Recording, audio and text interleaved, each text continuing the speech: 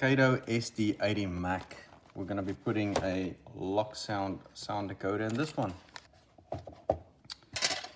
So this one, you still have to attach the handrails on these, which is pretty nifty.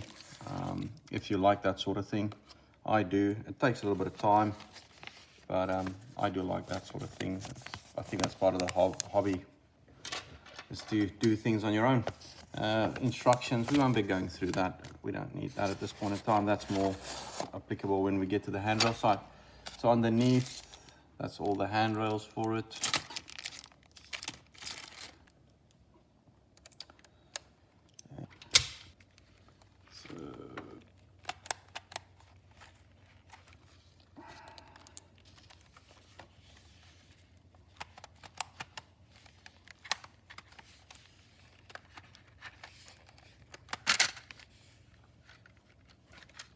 So one thing that makes it a little bit tricky is they've got these plastic ditch light tubes going through.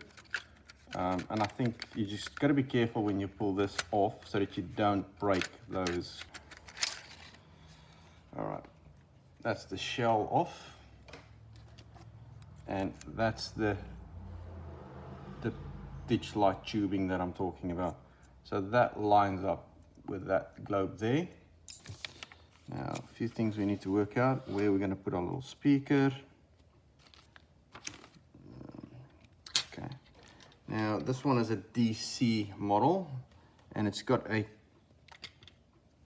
DC plug, jumper plug. There's 3 metal pins. There you go. Okay, so now that we've removed that, you can throw that in the bin or keep them, whatever is your fancy. Now we got to work out what's pin 1. It's actually marked, but pin 1 is the top left one. Okay, so that makes it a little bit easier for us. Okay, upwards and onwards. So I've got my little speaker set up. It's a ESU loksound speaker, and we'll just plug and play, hopefully. Let's just make sure. So orange is number 1, going into socket number 1. Now I've said this in the past, line up your holes with the male and female before you apply pressure onto it, and make sure that they're all lined up. Because if you do apply pressure and they're not lined up, you've just bent those pins and now you've got problems.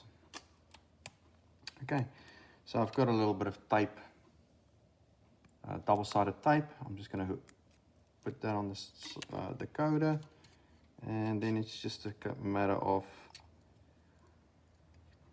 tidying it all up and getting it all nice and tucked away. Okay, what I think I'm going to be doing, I'm going to move this over for a second. I think I'm going to pop my speaker in underneath this light fixture, because it actually slides in there pretty good. Okay.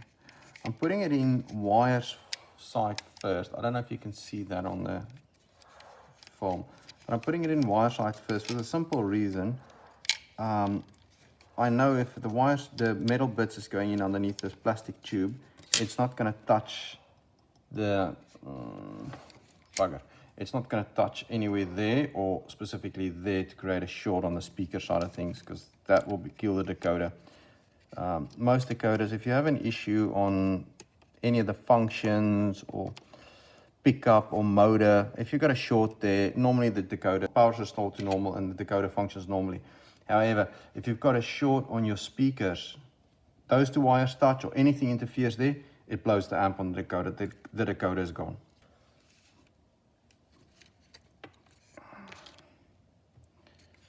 Okay, and we'll just slide that on over.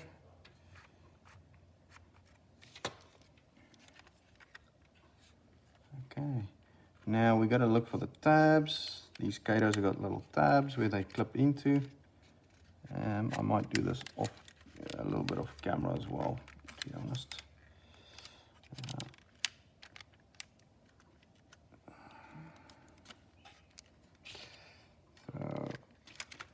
Lie this flat. That one's in.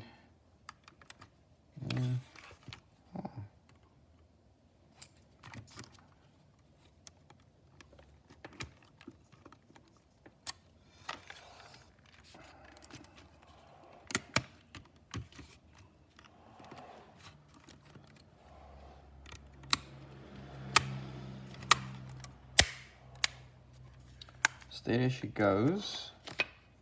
Nice and easy, nice and gentle. Right, so we'll just pop the couplers back in their respective places. I bet you guys can't wait to hear this lovely lady. I can't. These SD80s were very impressive locomotives. Sound file for them will be a 710. I think it's the 20 cylinders. I'm not 100% sure, but I think it's the 20 cylinders. I know the SD70s and the SD90s, I think they had 16 cylinders. These were, I think 5,000 horsepower, either 4,000 or 5,000. I think 5,000 horsepower. Okay, so we've got the Kato on the lock programmer. We're just about to upload some sound files into it. So this is the one we want. We're going to go to read write CVs for a second. Decoder information. And we're just going to make sure that we've actually reading the decoder. It's always wise to do this before you start uploading files. It's giving us the right information. Okay, so I've just downloaded the right sound file, version 5, and it is starting to upload. It's using the interface. This whole scenario should take you about 20 odd minutes. Okay, so the locomotive has just finished installing the sound files onto it. We're just going to change the address to the cab number.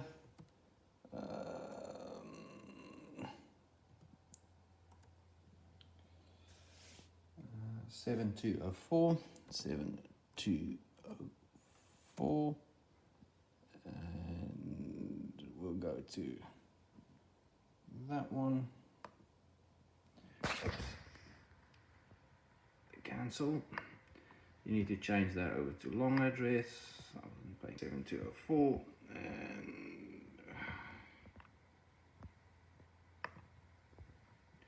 yes, we do. This programming is very quick. That's within a couple of seconds. And then we'll use the driver's cab. So we'll go over to driver's cab and we can test it while it's sitting here on the track. Go. And F8 starts loksound up.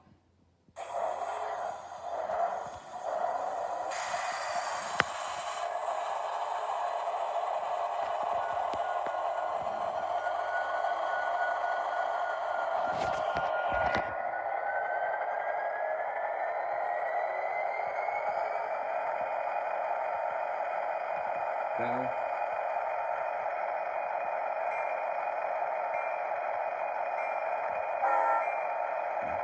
So I'm just going to stop it for a second and then we'll head over to the my little switch track and see what she sounds like on the track.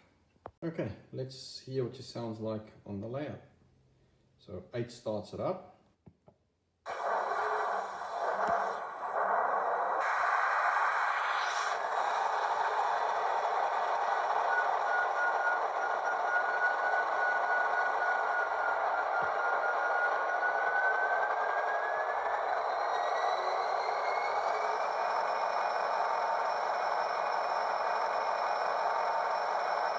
Step 1.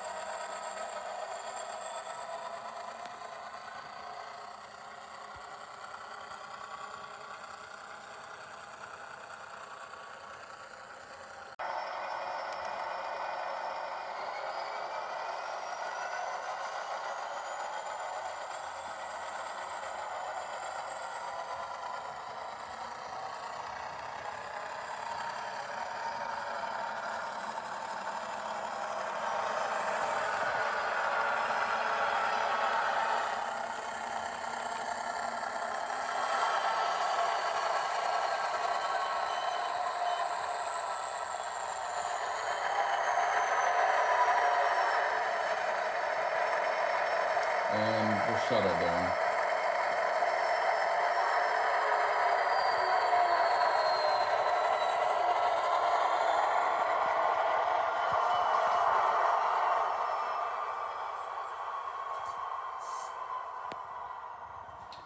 Well, nothing more to add there. Kato speaks for itself. Kato's run and pull really well. Loksound can hold their own. Only thing I don't really like is I don't like the bell. I've upped the bell to max volume. I might have a look if I can see to download another bell, or just look at another sound file for this, because there's several sound files, and just download one where the bell's a bit more enhanced. But other than that, perfect model. Thanks for watching, guys.